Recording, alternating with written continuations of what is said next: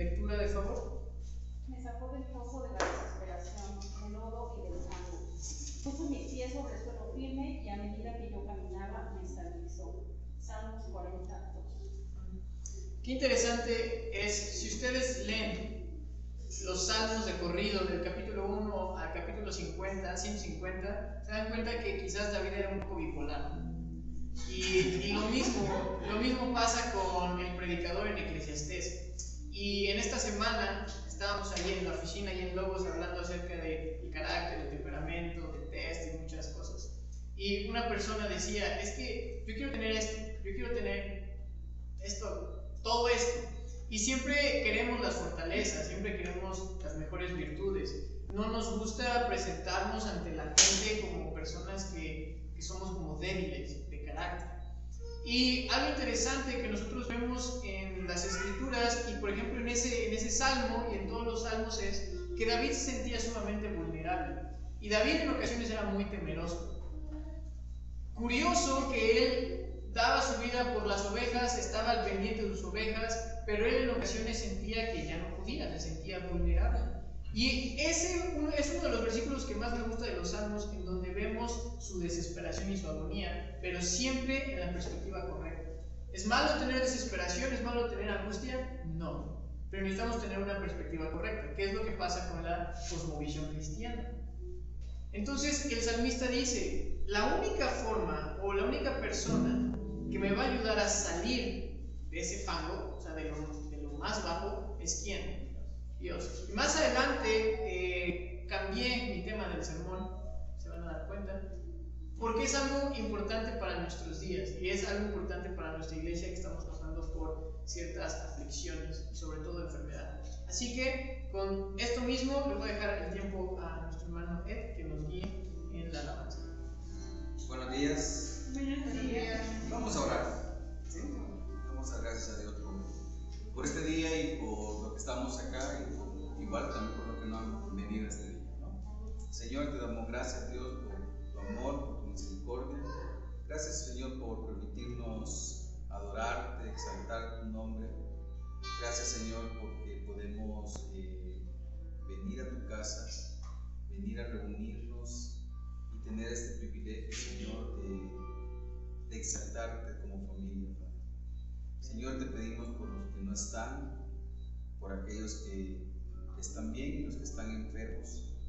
Señor, extiende tu mano a aquellos que están enfermos, Señor. Trae sanidad a sus vidas, trae sanidad a sus cuerpos.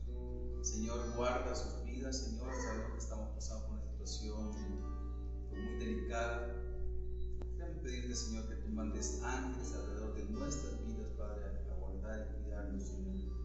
Y que este día, Señor, podamos gozarnos, podamos alegrarnos en ti, Señor, y podamos dar gracias por lo que tú has hecho en nuestras vidas. En Cristo Jesús oramos. Amén.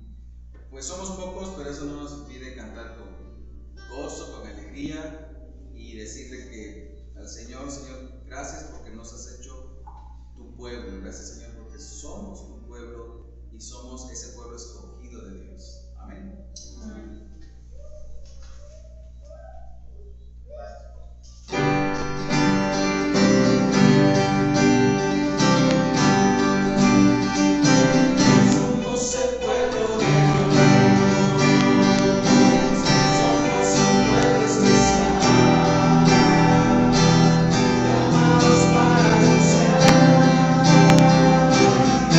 Las nubes de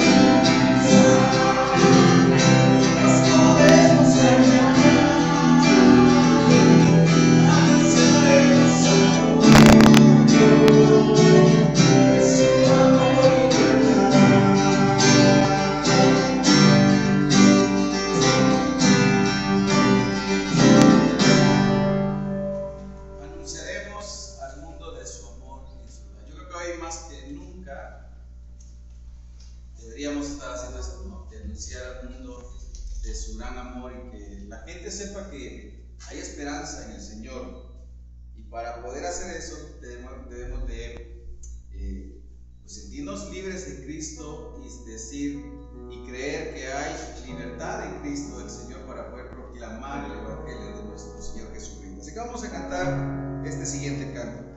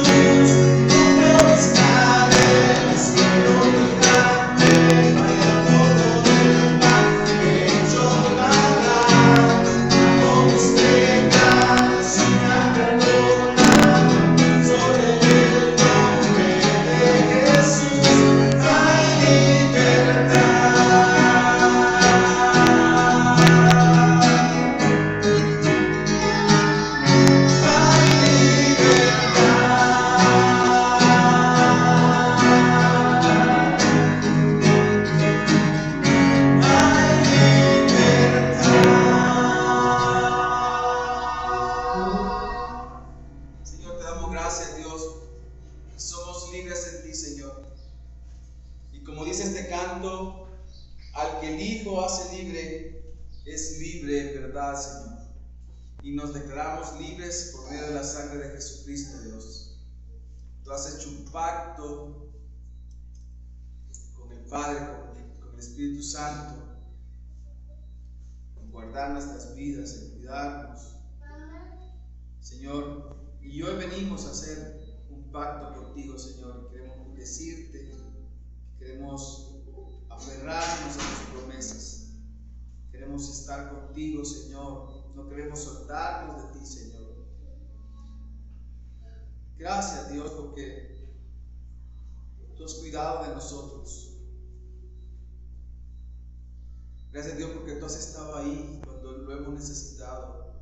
Y aún sin necesitarte, creyendo nosotros que no te necesitamos, tú has estado ahí, Señor, con nosotros. Has guardado nuestras vidas. Por eso te exaltamos, Señor. Por eso hay muchas cosas más. Te alabamos, oh Dios, con todo nuestro ser en esta mañana, Señor. Nos rendimos a ti, Dios. Nos rendimos a ti, Señor. ¿Qué sería de nosotros si tú no estás, Señor? ¿Qué sería de nosotros, Señor, si tú no nos acompañas? ¿Qué sería de nosotros, Señor, si tú no nos cobijas, Señor? Tu palabra dice, Señor, que a quien iré solo tú tienes palabras de vida eterna.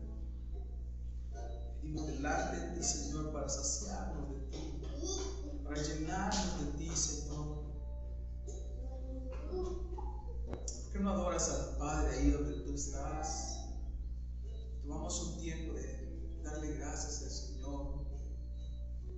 Tomamos un tiempo para decirle lo que hay dentro de tu corazón. Si gustas sentarte, estar parado, arrodillarte, como tú gustes hacerlo, pero que puedas abrir tu corazón. Si quieres abrir tus labios y decirle, Señor, gracias. Gracias porque tú estás aquí, Espíritu Santo. Gracias porque tú habitas en medio de la alabanza de tu pueblo, Señor. Gracias, Señor, por tu amor. Gracias, Dios, porque no tenemos palabras con las cuales decirte gracias. Solo podemos decirte que confiamos en ti, Señor, que confiamos en tus promesas, que confiamos, Señor, en lo que tú dices para con nosotros. Quizás en esta mañana tú puedas recordar una promesa de Dios que Dios ha dado a tu vida. Quizás tú puedas recordar esa promesa de Dios a tu corazón. Quizás no ha llegado todavía, pero Dios ha prometido. Y en su tiempo, en su momento perfecto, Dios va a contestar esa promesa. Dios lo va a hacer. No pierdas esa fe. Quizás has venido pidiendo por muchas cosas o algo específico y ha pasado mucho tiempo y dejaste de hacerlo porque perdiste esa fe y dijiste, ya no Dios no va a contestar esto. Pero Dios solamente dice, espera en mí porque yo lo voy a hacer. No es el tiempo, no es el momento, solo tienes que esperar. Y quizás ese tiempo de espera va a servir para que tu fe se crezca aún más, para que nosotros como hijos de Dios también nuestro carácter crezca aún más y que podamos decir, Señor, solo tú eres grande, solo tú eres fuerte, y al final del camino podamos decir, hasta aquí tú me has ayudado porque tú lo hiciste, Señor.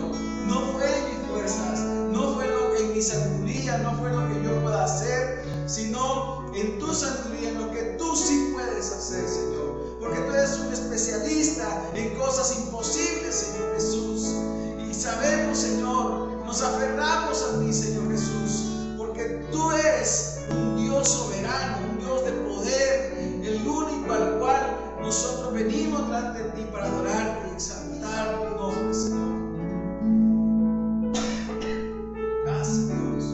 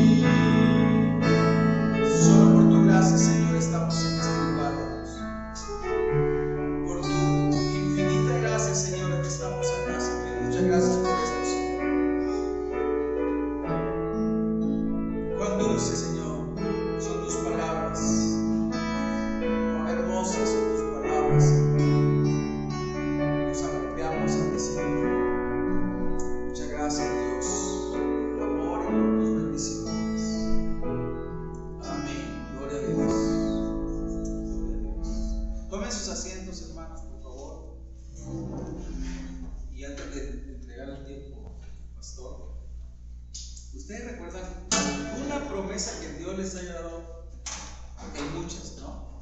Pero una que usted diga, esta es una de tantas, que yo la tengo pero presente. ¿Sí se recuerda de una? ¿Le gustaría compartir una de ellas? ¿Sí le parece? ¿O nos agarra así de dedocracia? Yo voy a comenzar. Hay una promesa que es para mí, que impacta mi vida cuando realmente la asimilo y Dios en su momento me la dio. Y es: el Señor es mi pastor y nada me faltará. Y de esa promesa yo me he tomado, y en dificultades yo digo: Señor, tú me has dicho que nada me va a faltar, que tú eres mi pastor y vas a guiarme, vas a cuidar. ¿Quién más quiere decir esa promesa? Filipenses 1:6.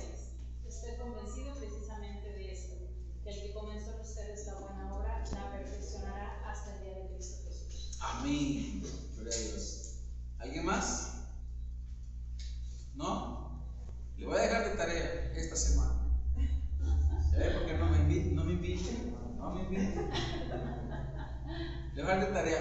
busque esa promesa, vaya a la palabra de Dios, tómela esta semana, el día que usted guste. Lo bonito sería hoy o mañana para empezar la semana con esa promesa. Y dígale al Señor: Señor, yo de verdad me apropio de esta promesa esta semana, y esta promesa va a ser algo, se va a hacer realidad en mi vida y en mi corazón y en la vida de mi familia. Amén. Bueno, vamos a empezar el tiempo. Bueno, muy buenos días, hermanos, otra vez. El día de hoy cambié el tema por las circunstancias que están pasando en esta semana en la iglesia, en cuestiones de, estamos pidiendo mucha oración por personas que están pasando por momentos difíciles, sobre todo en cuestión de enfermedad o algún duelo. Así que el día de hoy voy a hablar de un tema interesante, que es el sufrimiento y Dios. ¿Qué hay para nosotros para hablar acerca del sufrimiento? Un creyente, un cristiano, un hijo de Dios puede sufrir, y si sufre, ¿cuál es la esperanza que tenemos o cuál es la respuesta que tenemos? Y el día de hoy vamos a ocupar mucho nuestra Biblia, vamos a ver versículos que nos van a ayudar a completar este gran rompecabezas, si lo queremos ver así, que es sobre el dolor y el sufrimiento.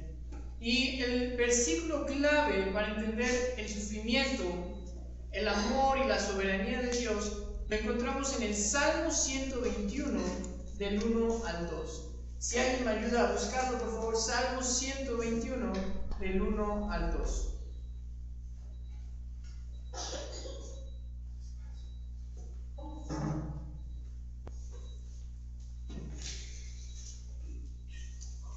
Salmo 121, del 1 al 2. Levantaré mis ojos a los montes. ¿De dónde vendrá mi ayuda? Mi ayuda viene del Señor, que hizo los cielos y la tierra. Voy a alzar mis ojos, y ahí, cuando yo esté alzando mis ojos, voy a encontrar que la ayuda viene ¿de dónde? De arriba. Viene del mismo Dios. ¿Cuántos de ustedes en esta semana derramaron alguna lágrima? Puede ser metafóricamente o puede ser literalmente. ¿Cuántos de ustedes en esta semana sufrieron? Y ustedes empezaron a decir: ¿cómo es que puedo salir de esto? Cuando veo que no hay nadie, no hay nada, donde la esperanza ya está casi muerta, el salmista dice: ¿qué es lo último que me queda por hacer? O más bien, ¿qué es lo primero que deberíamos hacer? Voy a alzar mis ojos, y de ahí viene ¿qué? Mi ayuda, y mi auxilio. Cuando yo era niño, había una pregunta que me hacía casi todos los días. ¿Por qué alguien, o sea, porque no estaba tan avanzado filosóficamente, teológicamente, ni mis papás me habían inculcado algo, pero yo decía: ¿por qué alguna fuerza mayor o más grande tiene que llevarse a mi papá?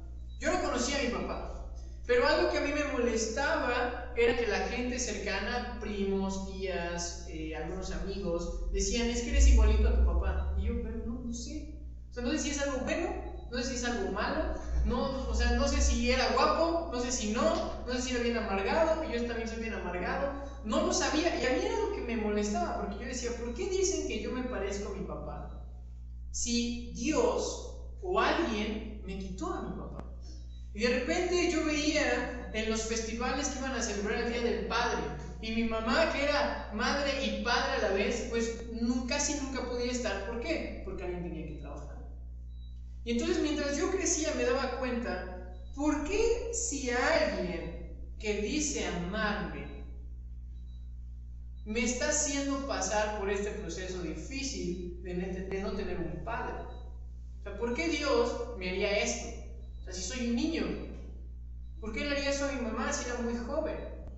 Y entonces yo me empezaba a preguntar muchas cosas. De repente crezco y me doy cuenta de que hay propósitos, me doy cuenta de que Dios está en control de algunas cosas, y de repente mi tía tiene cáncer y fallece a los 45 años de edad. Y yo decía: ¿cómo es posible que mi tía, que era tan devota, que mi tía que estaba siempre ahí desde temprano, y que hay gente que de repente pasa por muchos vicios y tiene 80, 90 años y les dices: Dios, ya llévatelos, no inventes? Yo veo en la esquina de mi casa, o en una calle abajo, donde hay unos borrachitos y drogadictos, todos los días están tomando, todos los días están drogando. Yo decía, quién sabe cuándo ya no van a aparecer. Y ahí siguen. Y ven señores ya grandes que se la toman toda la semana. Yo decía, ¿cómo es posible que mi tía de 45 años muera tan rápido?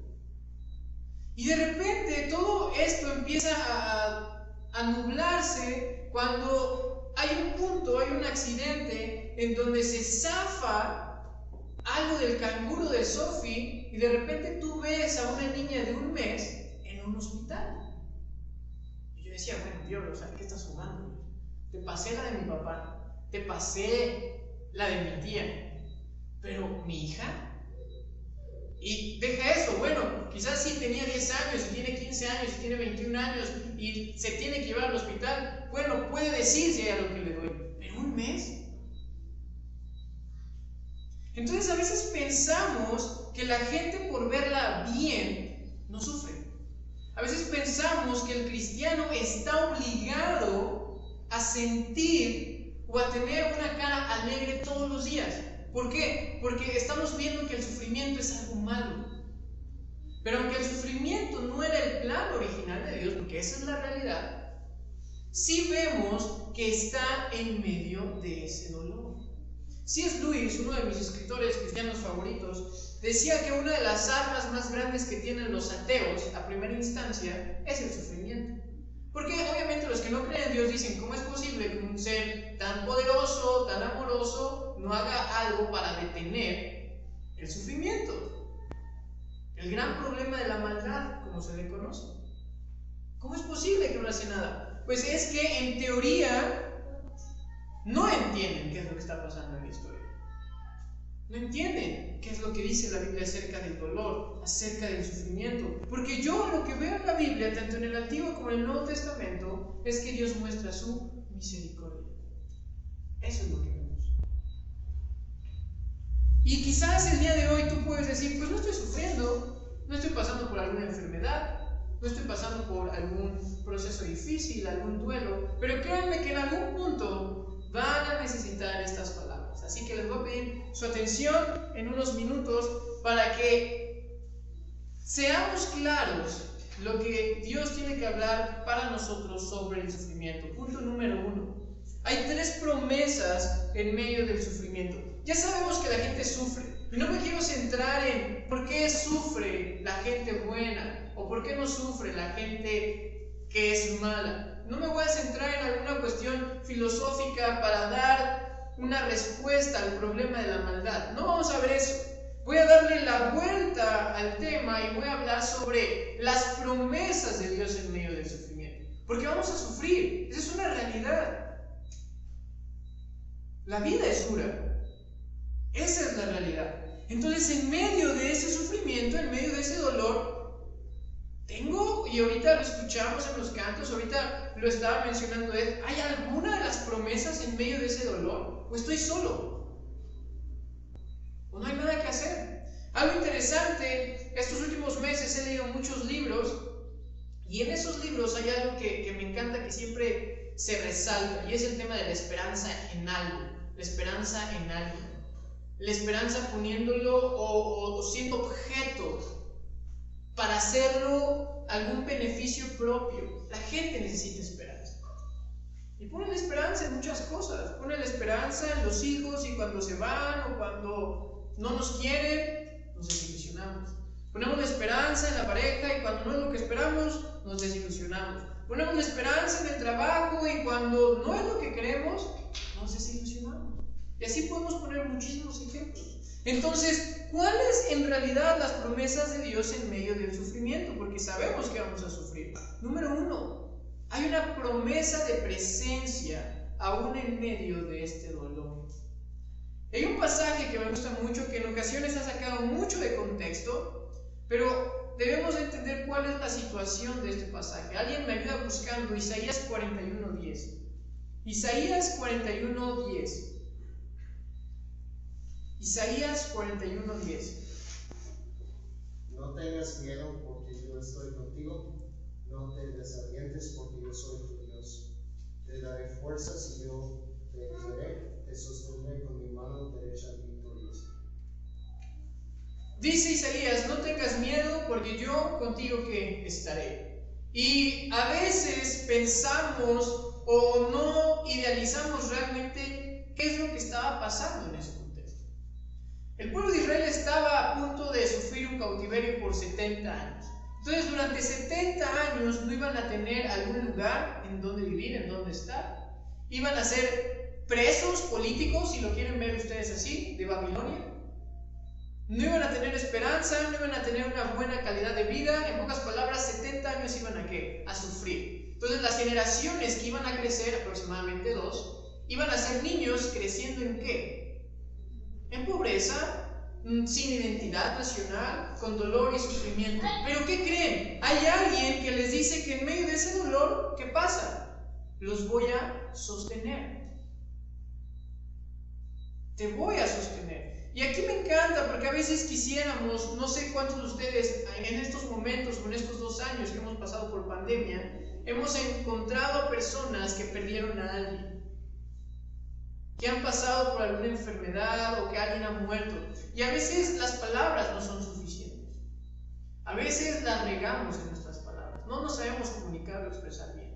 ¿Qué más quisiéramos tener algún aceite, alguna pomada que pudiéramos ponernos o pudiéramos ponerle a alguien para aliviar el dolor? Pero eso no existe. Y algo que me encanta de este pasaje es que Dios está mostrando que su presencia va a estar ahí en medio de ¿qué? Del sufrimiento, como un padre a su hijo. Porque algo que yo veo en este pasaje es que dice el Señor que siempre nos va a sostener, que siempre va a estar ahí su ayuda. A mí me da risa cómo hay papás grandes que le hablan a sus niños de 40, 50 años para saber si ya comió. ¿Todo está bien en casa? ¿Sí te alimenta bien? ¿Tu esposo, tu esposa? ¿Qué necesitas, chiquito? ¿Qué va a pasar? Y a veces nos reímos o a veces decimos, oye, es que ya está grande, no inventes.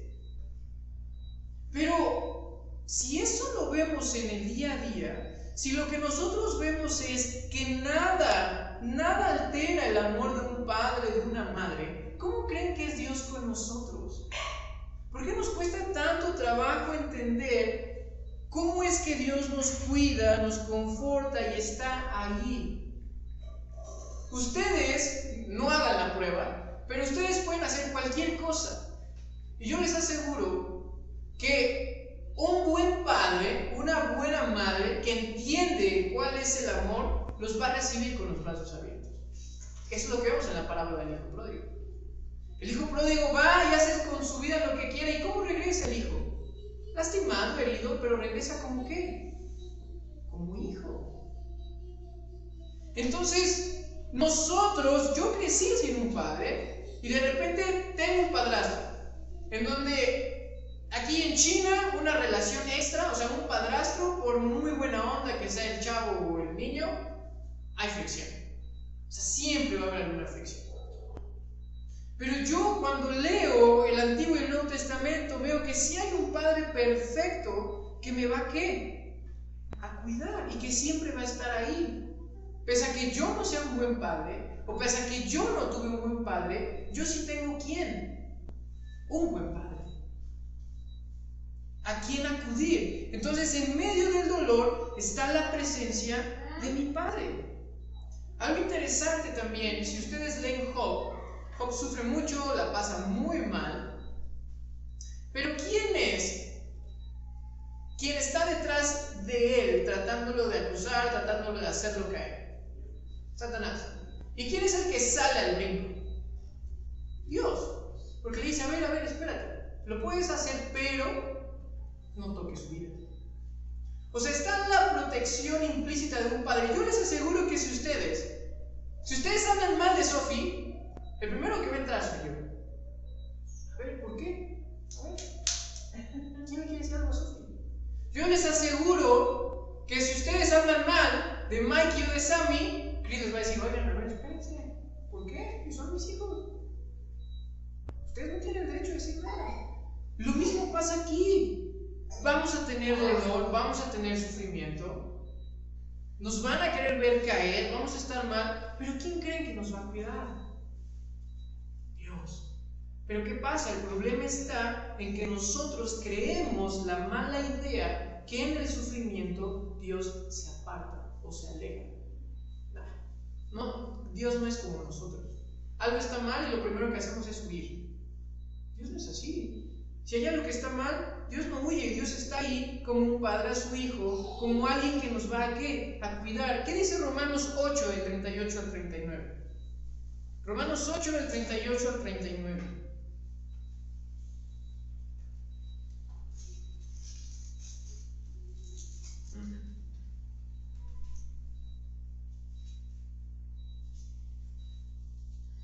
Estoy convencido de que nada podrá jamás separarnos del amor de Dios, ni la muerte, ni la vida, ni ángeles, ni demonios, ni nuestros temores de hoy, ni nuestras preocupaciones de mañana, ni siquiera los poderes del infierno pueden separarnos del amor de Dios.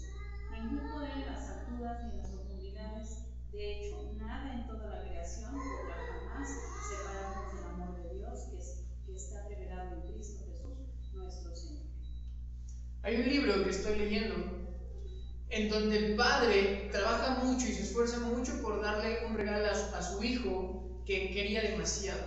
Y tarda el padre 12 años en ahorrar para darle a su hijo una pluma que él quería. Y me encanta porque el autor dice que el niño veía una pluma Montblanc que le ha encantado, porque eso le iba a ayudar a escribir.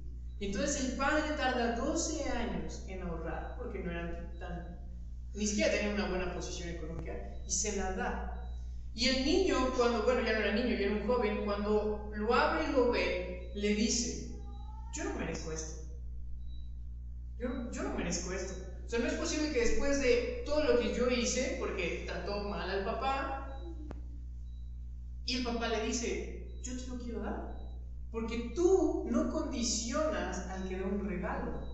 Si hay alguien que te lo quiere dar, te lo da, y tú lo debes de recibir. Si tu tía en Navidad te da calcetines, ni modo, lo recibes. Si Dios te dice: te voy a cuidar, si aquí vemos en Romanos que dice que no hay nada que nos puede separar del amor de Dios, ¿qué significa? Pero es que yo no merezco eso. Sí, ya sabemos que no lo mereces, pero tú no vas a condicionar a Dios que te da o que no. Simplemente ¿qué? Recibe su amor y recibe su presencia. Punto número 2. ¿Cuál es otra promesa de Dios en medio del sufrimiento? Que Él nos va a dar nuevas fuerzas. Que yo estoy seguro que necesitamos muchos el día de hoy. ¿Qué dice Isaías 40, del 29 al 31? Isaías 40, del 29 al 31. ¿Y alguien más? Salmo 28, 7. Isaías 40, del 29 al 31. Y Salmo 28, 7.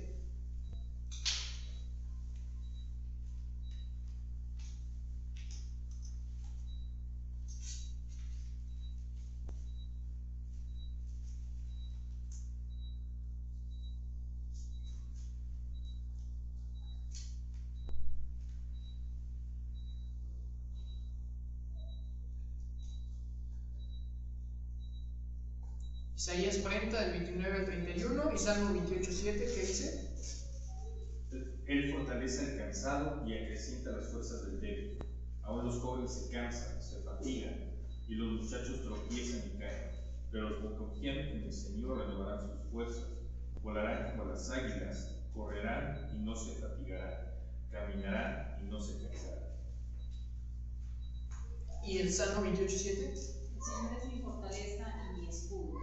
Confío en Él con todo mi corazón. Me da su ayuda y mi corazón se llena de alegría. Prorrumpo en canciones de acción de gracias. Estos dos pasajes nos hablan de fortaleza en medio de un contexto difícil, en medio de un dolor. En ocasiones nosotros nos sentimos tan cansados, tan fatigados, que nos encantaría dejar todo y aventar todo. Y es que en realidad estamos cargando cargas que no debemos cargar. Cuando tú quieres tener el control a todo y cuando queremos controlar hasta nuestro sufrimiento, pues hay gente que tiene tanto este TOC que quiere cuidar todo, que quiere tener todo perfecto, que hasta el dolor y el sufrimiento queremos controlarlo. Queremos que Dios actúe en nuestras vidas o pruebe nuestra fe, pero que estemos nosotros, ¿qué? Preparados. Y eso no sucede. Eso no sucede.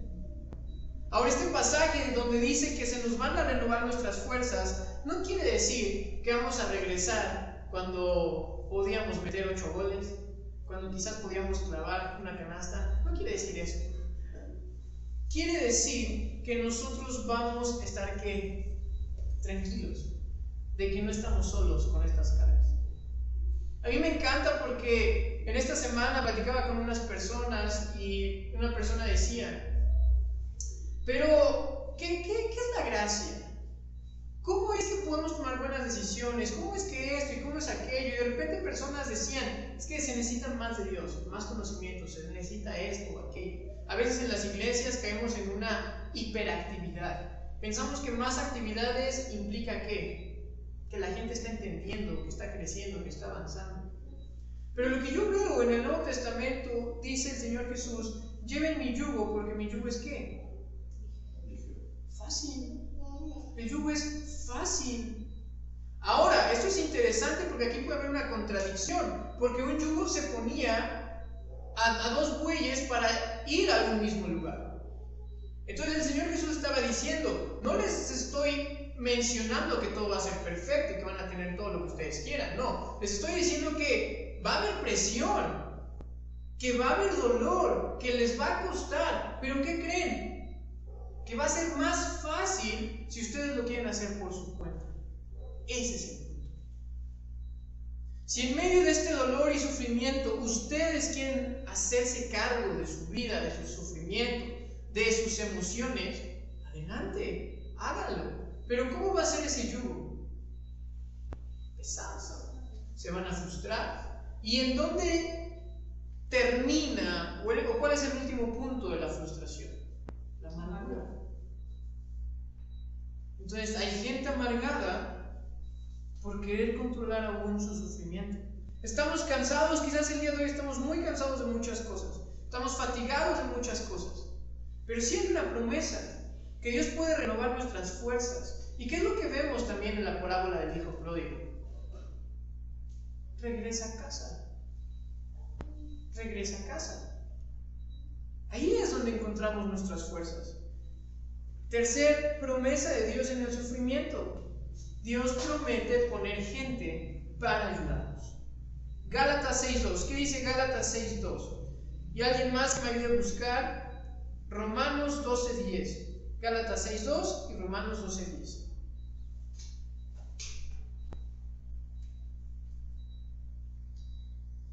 Llévenos las cargas de los otros y cumplan así la ley de Cristo. Gracias, Marita. ¿Y Romanos 12.10? Sean afectuosos unos con otros con amor fraternal, con honra, dándose preferencia unos a otros. Entonces, no solamente Dios promete su presencia en el dolor, no solamente vemos que vamos a salir adelante, porque se nos van a renovar las fuerzas, o sea, vamos a salir adelante. Este dolor, esta circunstancia difícil, esta enfermedad, este duelo, no es para siempre. Vamos a salir adelante porque Dios nos va a renovar fuerzas. Y aún más, si el propósito es que siempre estemos así, pues dice Apocalipsis que va a llegar un punto en donde Dios va a ¿qué? A quitar este dolor, a quitar este sufrimiento. Pero en medio de este dolor no solamente está Dios, no solamente te va a renovar fuerzas, sino pone a personas para hacer ¿qué? Tu ayuda.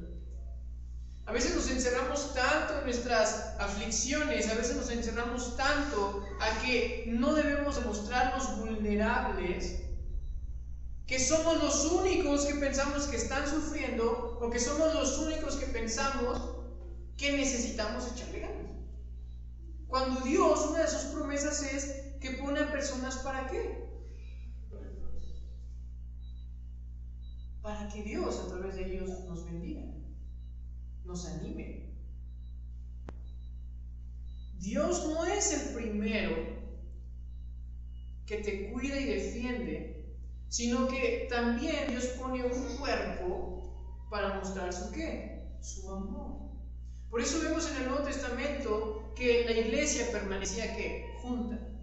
Una iglesia perseguida, una iglesia en donde estaba sufriendo, una iglesia en donde no tenían que comer, una iglesia en donde veían a sus amigos, a sus familiares colgados como antorchas porque los quemaban y estaban así 1 o 2 días. ¿Y cómo creen que estaban esos niños que les quitaban a sus padres? Esos esposos que a alguien le quitaron, esos familiares que vieron a sus amigos muertos, ¿cómo creen que estaban? ¿Siempre felices? No, pero en medio de ese sufrimiento estaban todas las personas ¿para qué? Para hacer un básico. A mí me encanta, por ejemplo, en nuestro grupo de WhatsApp, cuando empiezan hermanos a decir, pueden orar por esto, pueden orar por aquello, pueden decir esto, pueden cualquier cosa. Y puede ser algo muy pasajero, puede ser algo que para muchos es como, ¿en serio? ¿En serio, hermano, va a pedir por eso? ¿Por su perrito que está enfermo? ¿En serio, hermana? ¿Cuando hay niños en África muriendo? ¿Y qué? Para ella es su dolor. ¿Cuál es nuestro papel? Apoyarla. Si nuestra familia no nos apoya, ¿qué creen? Aquí ustedes sí tienen una familia que los va a apoyar. Si en su trabajo son uno más, ¿qué creen? Aquí tienen una familia que sí los va a apoyar. Porque somos una familia en donde podemos reflejar el amor de Dios. Por eso lo dice Romanos 12:10. Ustedes muestren este afecto. El problema está en que como pensamos que la vida es solitaria, no nos gusta que las personas sepan las cosas por las cuales estamos sufriendo. Y entonces perdemos la bendición de Dios para que personas nos puedan ¿qué? Ayudar.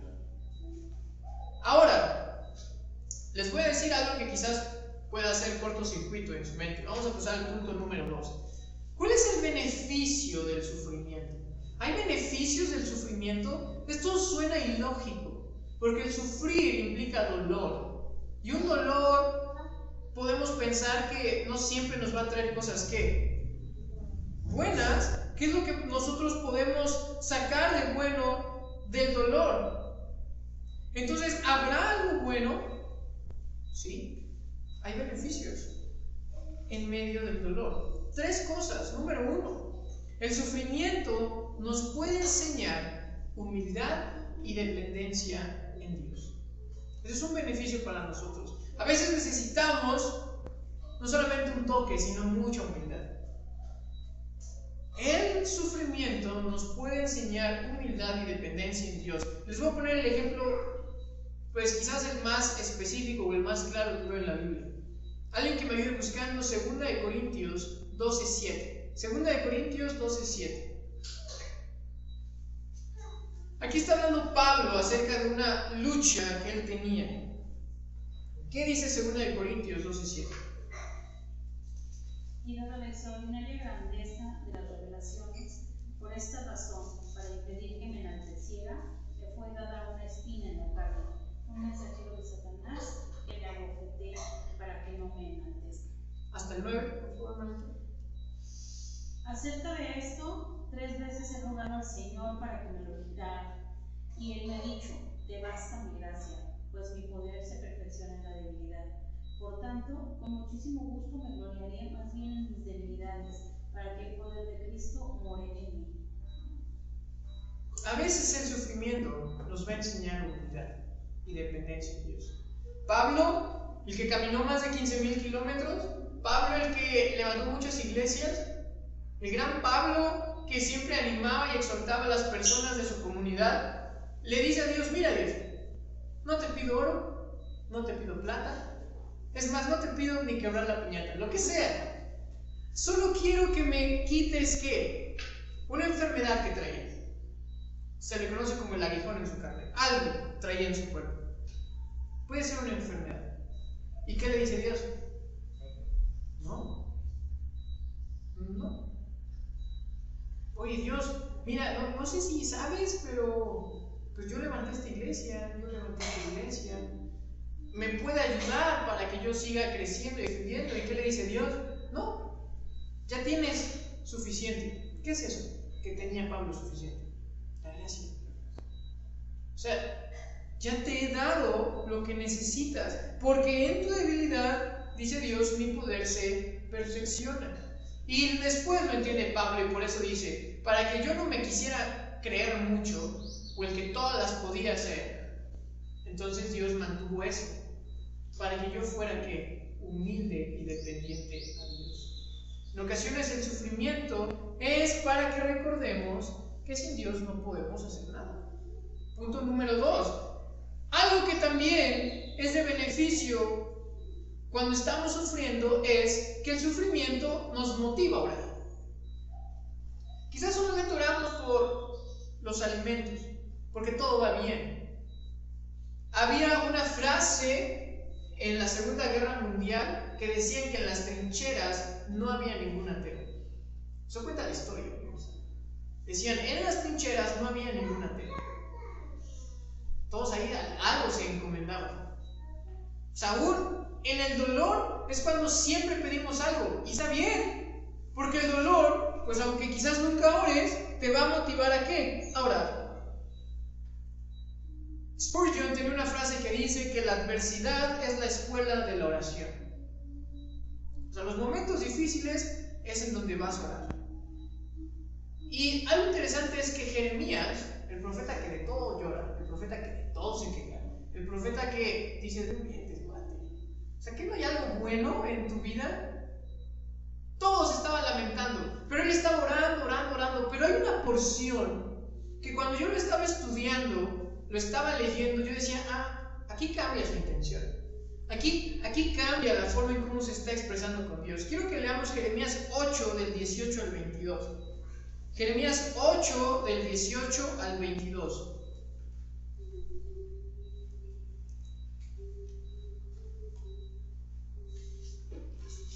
Jeremías 8 del 18 al 22.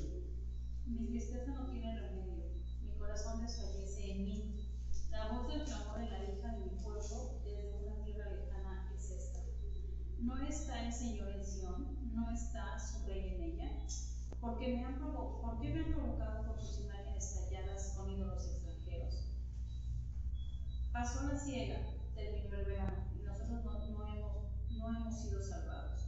Por el quebrantamiento de la hija de mi pueblo estoy quebrantado, ando enlutado, el espanto se ha apoderado de mí. ¿No hay bálsamo en Galaad? ¿No hay médico allí? ¿Por qué pues no se ha restablecido la salud de la hija de mi pueblo?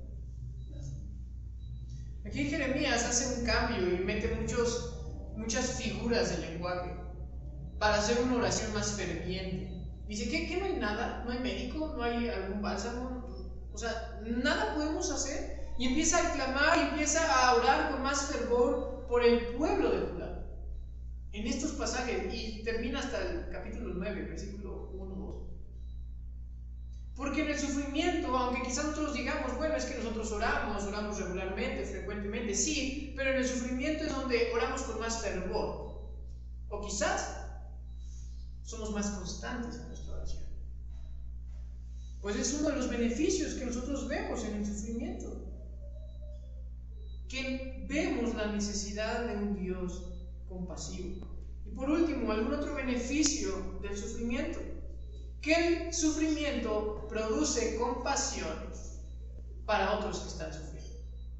O sea, nuestro dolor, Dios lo ocupa para que nosotros podamos ser empáticos con otras personas. ¿Recuerdan a los amigos de Job? No sé si les pasa, o no sé si yo soy el único raro, pero en ocasiones nosotros platicamos, contamos algo y solo queremos ¿qué? Bueno, aparte de atención. Quizás a veces estamos faltos de atención, pero no eso es lo que me quiero enfatizar. Lo único que queremos es que alguien nos escuche.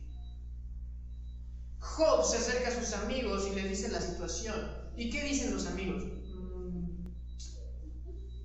Ya sabemos qué tienes. es esto, es aquello, es porque eres así, es porque eres todo. Y Job se queda así como de, no, pues qué buenos amigos tengo, ¿no? Yo solo quería que me escucharan, pero los amigos se pusieron como con la autoridad de ser esta persona, este Dios de juicio, este Dios justo. Y le dicen, ¿sabes qué, Job? Te pasa esto porque hiciste esto. A veces cuando nosotros decimos, me va bien en la vida, no tengo nada de qué quejarme, todo está tranquilo, y viene alguien en necesidad, viene alguien a compartirnos algo, somos los primeros que decimos, está fácil. ¿En serio por eso estás sufriendo? ¿En verdad por esto tú te sientes así? No, mira, nada más haces esto, aquello y ya. O eso te pasa. Y vemos que Dios así nos trata. Quiero que leamos dos pasajes. Hebreos capítulo 2, versículo del 17 al 18. Hebreos capítulo 2, versículo 17 al 18. Y 2 de Corintios 1, del 3 al 4. Hebreos 2, del 17 al 18. Y 2 de Corintios 1, del 3 al 4. Por tanto, tenía que ser hecho semejante a sus hermanos en todo, a fin de que llegara a ser sumo sacerdote misericordioso y fiel en las cosas que a Dios atañe, para hacer propiciación por los pecados del pueblo, pues por cuanto él mismo fue tentado en el sufrimiento, es poderoso para socorrer a los que son tentados. O sea, el mismo rey, el sumo sacerdote, el gran profeta, el unigénito de Dios, o sea, Cristo tenía todos los títulos posibles. O era la persona de mayor honor que pudo haber pisado esta tierra. Pero dice Hebreos que Él que se compadeció por nosotros para socorrernos a los que están sufriendo. Porque Jesús puede haber dicho, esto es fácil. Ahorita mando algo y todo se cancela, todo bonito, todo bien. ¿Cómo se iba a compadecer de nosotros? Cuando nosotros pensamos que no sufrimos y que no pasa nada, nuestro corazón no puede ser empático. Por lo tanto, ¿qué dice 2 de Corintios 1, del 3 al 4? Que es todavía más claro, Pablo. No, del 1 al 4. Del capítulo 1, del versículo 3 al 4. Bendito sea el Dios y Padre de nuestro Señor Jesucristo, Padre de misericordia y Dios de toda consolación, el cual nos consuela en todas nuestras tribulaciones, para que también nosotros podamos consolar a los que están en cualquier aflicción, dándoles el consuelo con que nosotros mismos somos consolados por Dios. Por lo tanto, cuando estamos pasando por un momento de angustia, de sufrimiento, Dios está con nosotros, nos ofrece nuevas fuerzas, pone a personas para ayudarnos, para animarnos, y vemos que hay un beneficio porque oramos con más fervor, porque vemos que en ese sufrimiento Dios nos está enseñando dependencia y humildad. Y por último, ¿esto es para qué? Para compartir a otros. El viernes hubo testimonios ahí en SER. La hermana Chabelí y el hermano Arturo contaron cómo es que Dios transformó sus vidas. Y a veces nos da miedo el decir de dónde venimos o qué es lo que vivimos. Pero pasamos por ese sufrimiento, ¿para qué? Para ayudar a los que en estos momentos están sufriendo o piensan lo mismo que nosotros pensamos en aquel momento. Entonces es para que podamos ser empáticos. Dios, a través de las personas que han sufrido, fortalece a su iglesia. Entonces el dolor no es nada más porque porque la gente cree que aparentemente Dios está jugando a hacernos sufrir. El problema del dolor viene porque el hombre se quiso independizar de Dios. Ahí están sus consecuencias. Pero aún en medio de eso, Dios puede ocupar nuestro sufrimiento para poder nosotros ser compasivos con otros. Quiero terminar con 3 cosas. ¿Cuál es la aplicación de este tema? Un tema muy breve, un tema que se han escrito muchos libros, pueden ustedes escuchar muchos mensajes, hay muchos temas, hay muchas cosas que abordar sobre el sufrimiento. No lo vamos a ver en 40 minutos. 3 cosas. sencillas que nos pueden ayudar el día de hoy. Número 1, Dios está contigo en tu dolor, pero quizás no lo ves porque estás afanado con otras cosas. Y por eso sientes que este Padre no está ahí siempre para ayudarte. Número 2, Dios ocupará tu dolor para animar y ser empático con otros. Así como tú quieres que te hablen bonito, así como tú quieres que te apapachen cuando estás en circunstancias difíciles, pues ¿qué crees que es tu papel? Hacer lo mismo. Entonces no te pongas como juez y muéstrate ¿qué? Compasivo. Porque estoy seguro que todos aquí hemos sufrido. Y punto número 3, y esto es cuando yo estaba terminando mi estudio, creo que es lo más impactante para mí, o para mi vida hasta el día de hoy. El dolor me recuerda que sigo de paso aquí. El dolor me recuerda que sigo de paso, que no es el punto final, que no es todo el plan o el propósito de Dios en mi vida, que no termina la historia con un final triste, sino hay un final que es ¿qué? Perfecto y glorioso. Entonces el dolor simplemente me recuerda que gracias a Dios la vida no termina aquí, sino que hay un propósito redentor, perfecto, glorioso para todo esto. Así que hermanos, vamos a orar. Amado Dios, gracias por tu cuidado, gracias por tu provisión de esta semana, Señor. Te pedimos que la gente que está pasando por alguna enfermedad, la gente de nuestra iglesia que está viendo a algún familiar sufrir o pasar por tiempos difíciles, Señor, que podamos animarnos, que podamos entender que tú sigues estando con nosotros, que tú en medio de ese sufrimiento te sigues mostrando bondadoso y misericordioso, que a pesar que quizás sentimos que ya van muchos meses, muchos días o años, que seguimos pensando que esta angustia es demasiado grande o que no podemos salir, Señor, tú nos recuerdas que vas a renovar nuestras fuerzas, que todo saldrá bien, que hay un final perfecto, Señor. Así que te pedimos, Padre Santo, que podamos depender más de ti y menos de nosotros. Te pedimos que esta iglesia pueda ser una familia que pueda ser compasivo los unos a los otros, que pueda ser un reflejo de tu amor y de tu gracia, y que así como tú siempre estás con nosotros, nosotros siempre estemos al pendiente de nuestros hermanos. Porque cuando una parte del cuerpo sufre, todos sufrimos.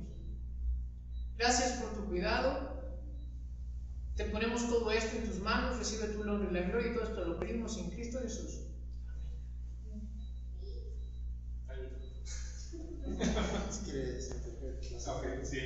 Vamos a seguir directamente con la escuela dominical para no tomar demasiado tiempo y porque no tenemos café hoy.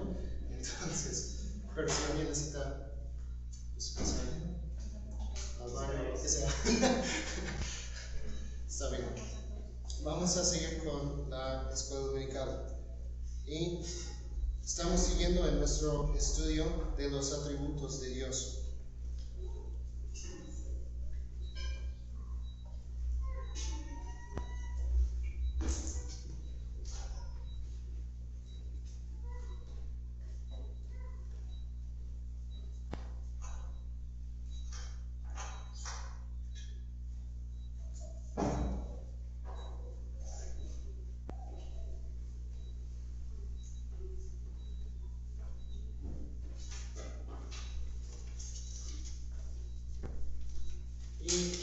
Somos pocos hoy, yo creo que no vamos a tener grupos como hemos tenido en otras ocasiones, pero les voy a hacer algunas preguntas y ustedes pueden contestar y pues compartir sus ideas de estas cosas y vamos a ver qué dice la palabra de Dios. Hoy nos toca el tema de la omnipotencia de Dios. La omnipotencia de Dios. Y empezamos con una definición que significa que Dios es omnipotente. Dice ahí en sus hojas, la omnipotencia de Dios quiere decir que Dios puede hacer toda su santa voluntad. Entonces, algunas preguntas para empezar. ¿Hay algún límite del poder de Dios?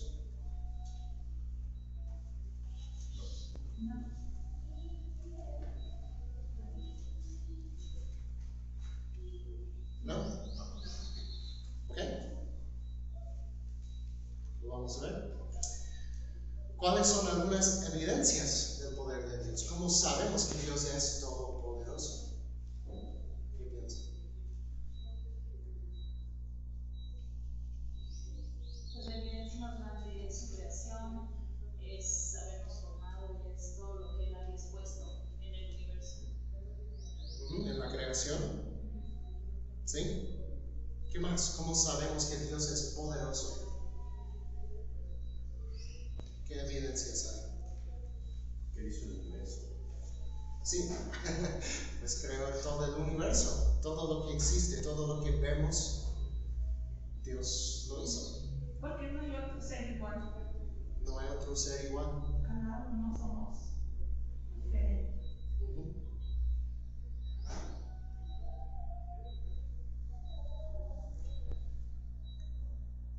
Y la tercera pregunta aquí, no sé por qué no me permite abrir el archivo.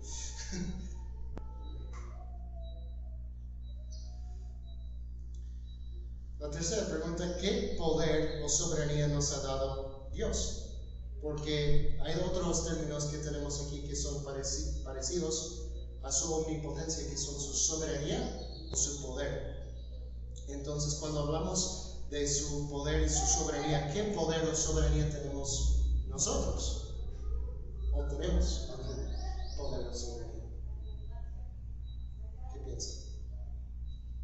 Pues para mí lo único que Dios nos pudo haber dado en poder o soberanía es dejarnos como administradores de los recursos aquí en la tierra. Exactamente. Y eso es lo que él dice ahí en Génesis capítulo 1, desde el principio. En la creación, Dios dio soberanía a los humanos sobre la creación.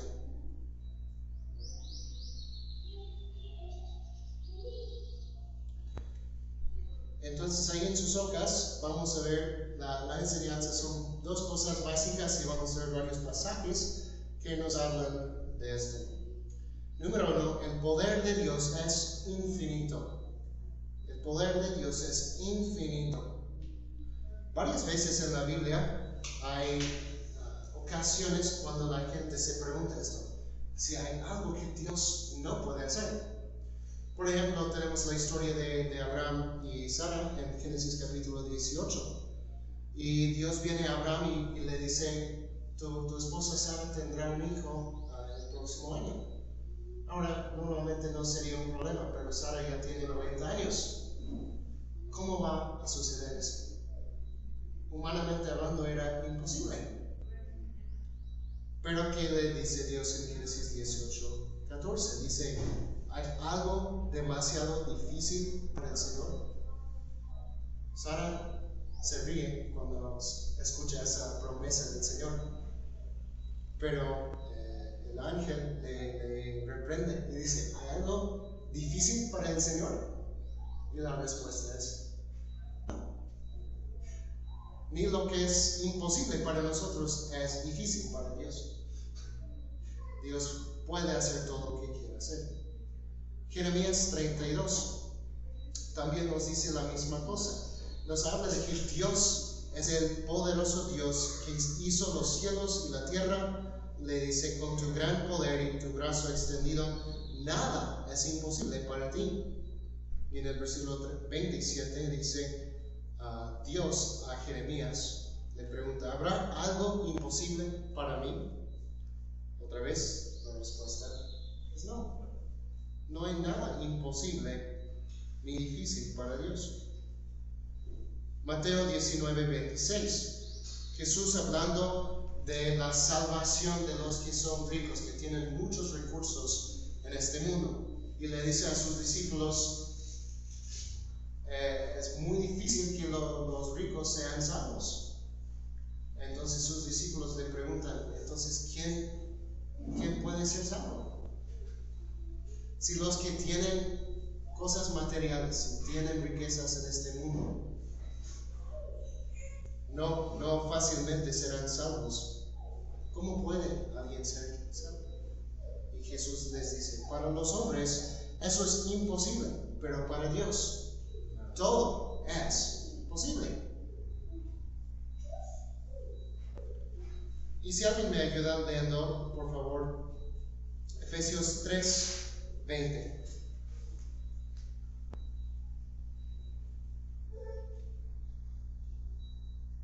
Y ahora que toda la gloria sea para Dios, quien puede lograr mucho más de lo que pudiéramos pedir o incluso imaginar, mediante su gran poder que actúa en nosotros. Nos habla del gran poder de Dios y que Él puede hacer mucho más de lo que pensamos. Nosotros a veces en nuestra mente limitamos al poder de Dios, pero realmente no hay límite de su poder, excepto lo que vemos en el número 2 aquí, en la enseñanza, que hay cosas que Dios no puede hacer. Entonces, cuando nos preguntamos, ¿hay algo que Dios no puede hacer? ¿O hay algún límite del poder de Dios? La respuesta es sí. Normalmente no pensamos en eso, porque Dios es todopoderoso. Eso significa que puede hacer todo. Sí y no. ¿Qué no puede hacer Dios? Tito 1:2 nos habla de la esperanza de la vida eterna, la cual Dios, que no puede mentir, prometió desde los tiempos eternos. Dios no puede mentir. No puede. Es imposible para Dios mentir. Hebreos 6:18 nos dice la misma cosa. Habla de las promesas que Dios hizo con Abraham. Y dice que en estas promesas que Dios hizo con Abraham es imposible que Dios mienta. Y por eso Abraham y nosotros también podemos confiar en las promesas de Dios, porque Él no puede mentir. Es imposible para Dios mentir. ¿Qué otra cosa? Segunda de Timoteo 2:13, que nos dice que Dios no puede hacer. Segunda Timoteo 2:13. Si somos infieles, el que permanece fiel, pues Él no puede negar quién es. Nos dice que Dios no puede negarse a sí mismo. Y Santiago 1 también nos da otra cosa que Dios no puede hacer. Santiago 1:13 nos dice que nadie diga cuando es tentado, soy tentado por Dios, porque Dios no puede ser tentado por el mal y Él mismo no tienta a nadie. Dios no puede ser tentado por el mal. No puede. Entonces, no es correcto decir que Dios puede hacer todas las cosas, porque hay cosas que Dios no puede hacer. Pero ¿qué cosas son las cosas que Dios no puede hacer? Son las cosas que están en contra de su voluntad. Dios mismo limita su poder en ese sentido. La justicia de Dios, la verdad de Dios limita en un sentido su poder. Hay cosas que Dios no puede hacer porque va en contra de quién Él es. Entonces, cuando pensamos en la omnipotencia de Dios, debemos pensar en esto, que Dios nunca va a hacer nada contra de su voluntad. Algunas personas se preguntan tal vez, ¿y Dios puede crear algo tan pesado que no lo puede levantar? Tal vez lo han escuchado. No. Porque iría en contra de su voluntad, ¿verdad? Y por eso es tan importante esta definición. La omnipotencia de Dios quiere decir que Dios puede hacer toda su santa voluntad. Todo lo que Dios quiere hacer, puede hacer. Dios puede hacer y hace todo lo que Él quiere hacer.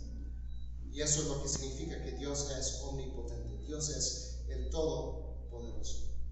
¿Y qué significa para nuestras vidas? ¿Cuál es la aplicación de eso? Número 1, confiar en el poder de Dios. Confiar en el poder de Dios. Dios puede hacer todo lo que Él quiere hacer.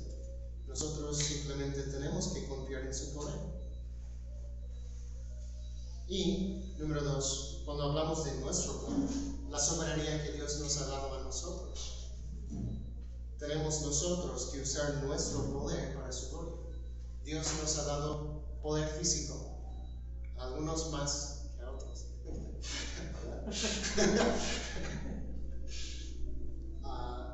Algunos también Dios ha dado mucho poder mental, emocional. Dios nos ha dado poderes, habilidades, pero lo que Él pide de nosotros es usar todo para su gloria, usar todo para Él.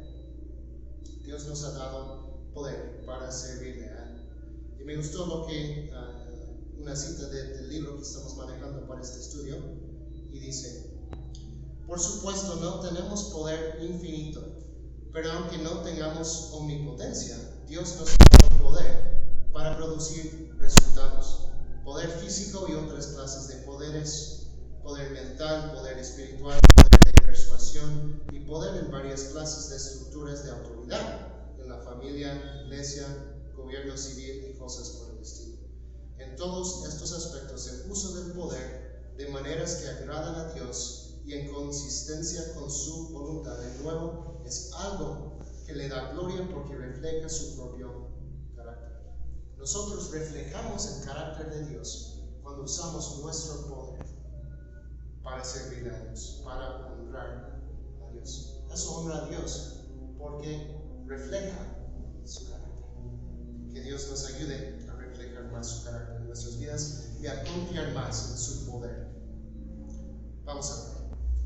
Señor, te damos gracias por tu omnipotencia, que tú eres el Dios todopoderoso.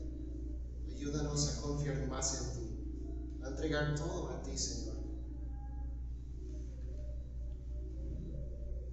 y a usar nuestro poder, nuestras habilidades, todo lo que nos das para tu gloria, Señor. Te agradecemos por este tiempo y por todo lo que nos enseñas en tu palabra. Llévanos con